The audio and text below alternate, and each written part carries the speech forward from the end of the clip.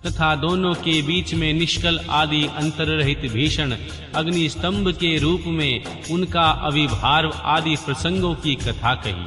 तदंतर श्री ब्रह्मा और श्री विष्णु दोनों के द्वारा ज्योतिर्मय स्तंभ की ऊंचाई और गहराई का थाह लेने की चेष्टा एवं केतकी पुष्प के शाप वरदान आदि के प्रसंग भी सुनाए। अध्याय 5 व 6। महेश्वर का श्री ब्रह्मा और श्री विष्णु को अपने निष्कल और सकल स्वरूप का परिचय देते हुए लिंग पूजन का महत्व बताना। श्री नंदिकेश्वर कहते हैं, तदंतर वे दोनों श्री ब्रह्मा और श्री विष्णु भगवान शंकर को ही प्रणाम करके दोनों हाथ जोड़कर उनके दाएं बाएं भाग में चुपचाप खड़े हो गए।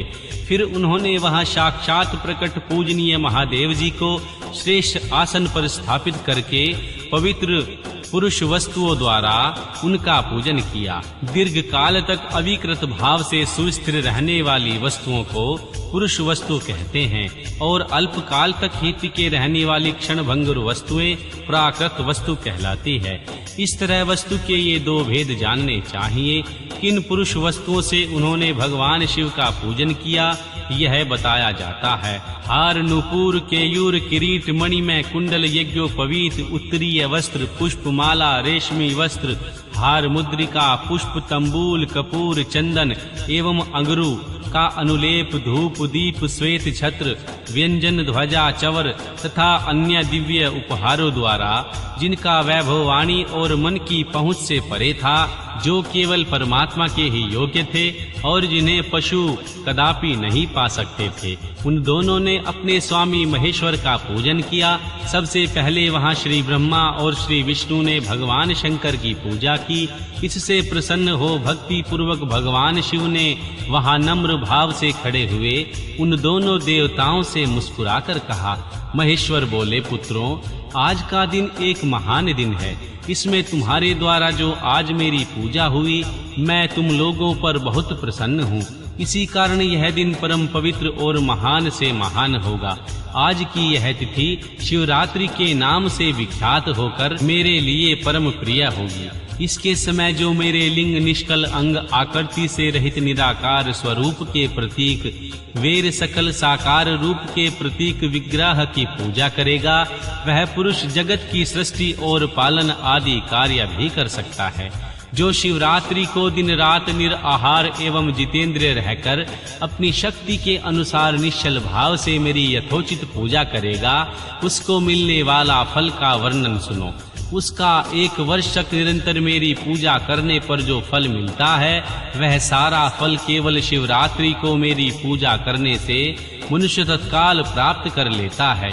जैसे पूर्ण चंद्रमा का उदय समुद्र की वृद्धि का अवसर है, उसी प्रकार यह शिवरात्रि तिथि मेरे धर्म की वृद्धि का समय है।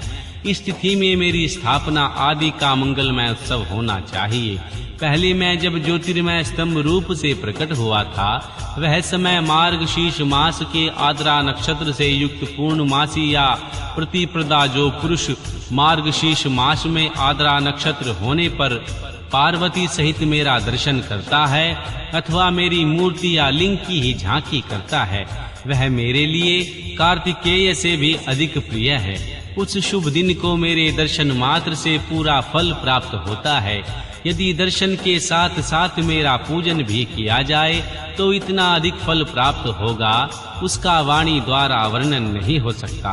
वहां पर मैं लिंग के रूप में प्रकट होकर बहुत बड़ा हो गया था, अतः उस लिंग के कारण यह भूतल लिंग स्थान के नाम से प्रसिद्ध हुआ। जगत के लोग इसका दर्शन और पूजन कर सके, इसके लिए यह अनादि और अनंत ज्योति स्तंभ अथवा ज्योतिर्मय लिंग अत्यंत छोटा हो जाएगा। यह लिंग सब प्रकार के भोग सुलभ कराने वाला, भोग और मोक्ष का एकमात्र साधन है। इसका दर्शन और स्पर्श ध्यान किया जाए तो यह प्राणियों को जन्म और मृत्यु के कष्ट से छुड़ाने वाला है। अग्नि के पहाड़ जैसा जो यह शिवलिंग यहाँ प्रकट हुआ है, इसके कारण यह स्थान अरुणाचल नाम से प्रसिद्ध होगा। यहाँ अनेक प्रकार के बड़े बड़े तीर्थ प्रकट होंगे। इस स्थान में निवास करने या मरने से जीवों को मोक्ष तक प्राप्त हो जाएगा। मेरे दो रूप हैं, सकल और निष्कल। दूसरे किसी के भी ऐसे रूप नहीं हैं। पहले मैं स्तंभ रूप से प्रकट हुआ, फिर अपने साक्षात रूप से ब्रह्मभाव मेरा निष्कल रूप है और महेश्वर भाव सकल रूप। ये दोनों ही मेरे सिद्ध रूप हैं। मैं ही परब्रह्मा परमात्मा हूँ। कला युक्त और अकल मेरे ही स्वरूप हैं। ब्रह्मा रूप होने के कारण मैं ही ईश्वर भी हूँ। जीवों पर अनुग्रह आदि करना मेरा कार्य है। श्री ब्रह्मा और श्री केशव, मैं सबसे बृहत और जगत की वृद्धि करने वाला होने के कारण ब्रह्मा कहलाता हूँ। सर्वत्र समरूप से स्थित और व्यापक होने से मैं ही आत्मा हूँ। सर्ग से लेकर अनुग्रह, आत्मा या ईश्वर से भिन्न जो जगत संबंधी 5 कृत्य हैं, वे सदा मेरे ही हैं। मेरे अतिरिक्त दूसरे किसी के नहीं हैं, क्योंकि मैं ही सबका ईश्वर हूँ। पहले मेरी ब्रह्म रूपता का बोध कराने के लिए निष्कल लिंग प्रकट हुआ था। फिर अज्ञात ईश्वरत्व का साक्षात्कार होने के निमित्त मैं साक्षात जगदीश्वर ही सकल रूप में प्रकट हो गया। अतः मुझ में जो ईश तत्व है, उसे ही मेरा सकल रूप जानना चाहिए। जो यह मेरा निष्कल स्तंभ है, वह मेरे ब्रह्म रूप का बोध कराने वाला है। यह मेरा ही लिंग, तुम दोनों प्रतिदिन यहाँ आकर इसका पूजन करो। यह मेरा ही स्वरूप है और मेरे समीप्य की प्राप्ति कराने वाला है।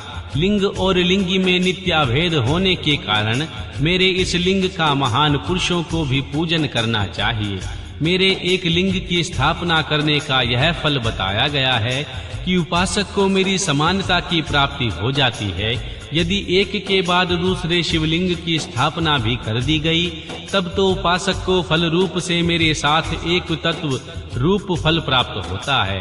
प्रधानतः शिवलिंग की स्थापना ही करनी चाहिए। मूर्ति की स्थापना उसकी अपेक्षा गौण कर्म है। शिवलिंग के अभाव में सब ओर से सवेर मूर्ति युक्त होने पर भी वह स्थान क्षेत्र नहीं कहलाता। अध्याय 7 5 कृत्यों का प्रतिपादन, प्रणव एवं पंचाक्षर मंत्र की महत्ता, श्री ब्रह्मा और श्री विष्णु भगवान शिव की स्तुति तथा उनका अंतर्ध्यान। श्री ब्रह्मा और श्री विष्णु ने पूछा, प्रभु, सृष्टि आदि 5 कृत्यों के लक्षण क्या हैं? यह हम दोनों को बताइए। भगवान शिव बोले, मेरे कृत्यों को समझना चाहिए। यद्यपि कृपा पूर्वक तुम्हें उसके विषय में बता रहा हूँ। श्री ब्रह्मा और अच्युत, सृष्टि, पालन, संहार, तिरोभाव और अनुग्रह, ये 5 ही मेरे जगत संबंधी कार्य है जो नित्य सिद्ध हैं। संसार की रचना का जो आरंभ है, उसी को सर्ग या सृष्टि कहते हैं। मुझे पालित होकर सृष्टि का सुस्थिर रूप से रहना ही उसकी स्थिति है। उसका विनाश ही संहार है। प्राणों के उपक्रमण को तिरोभाव कहते हैं। इन सब से छुटकारा मिल जाना ही मेरा अनुग्रह है। इन 5 प्रकार के मेरे कृत्य हैं। सृष्टि रचना जो 4 कृत्य हैं, वे संसार का विस्तार करने वाले हैं। 5वां कृत्य अनुग्रह मोक्ष का है। वह सदा मुझ में ही अचल भाव से स्थिर रहता है। मेरे भक्तजन इन 5 कृत्यों को 5 भूतों में देखते हैं। सृष्टि भूतल में, स्थिति जल में, संहार अग्नि में, तिरोभाव वायु में और अनुग्रह आकाश में स्थित है। पृथ्वी से सबकी सृष्टि होती है। जल से सबकी वृद्धि एवं जीवन रक्षा होती है। आग सबको जला देती है। वायु सबको एक स्थान से दूसरे स्थान को ले जाती है और आकाश सबको अनुग्रहित करता है। विद्वान पुरुषों को यह विषय इसी रूप में जानना चाहिए। इन 5 कृत्यों का भारवाहन करने के लिए ही मेरे 5 मुख हैं। 4 दिशाओं में 4 मुख हैं और इनके बीच में 5वां मुख है। पुत्रों, तुम दोनों ने तपस्या करके प्रसन्न हुए मुझ परमेश्वर से सृष्टि और स्थिति नामक जो कृत्य प्राप्त किए हैं, ये दोनों तुम्हें बहुत प्रिय हैं। इसी प्रकार मेरी विभूति स्वरूप रुद्र और महेश्वर में 2 अन्य उत्तम कृत्य हैं, संहार और तिरोभाव, मुझसे प्राप्त किए हैं। परंतु अनुग्रह नामक कृत्य दूसरा कोई पा ही नहीं सकता। रुद्र और महेश्वर अपने कर्म को भूले नहीं हैं, इसलिए मैंने उनके लिए अपनी समानता प्रदान की है। वे रूप, वेश, कृत्य, वाहन, आसन और आयुध आदि में मेरे समान ही हैं। मैंने पूर्व काल में अपने स्वरूप भूत मंत्र का उपदेश किया है, जो ओमकार के रूप में प्रसिद्ध है। वह महामंगलकारी मंत्र है। सबसे पहले मेरे मुख से ओमकार प्रकट हुआ, जो मेरे स्वरूप का बोध कराने वाला है। ओमकार वाचक है और मैं वाच्य हूँ। यह मंत्र मेरा स्वरूप ही है। प्रतिदिन ओमकार का निरंतर स्मरण करने से मेरा ही सदा स्मरण होता है।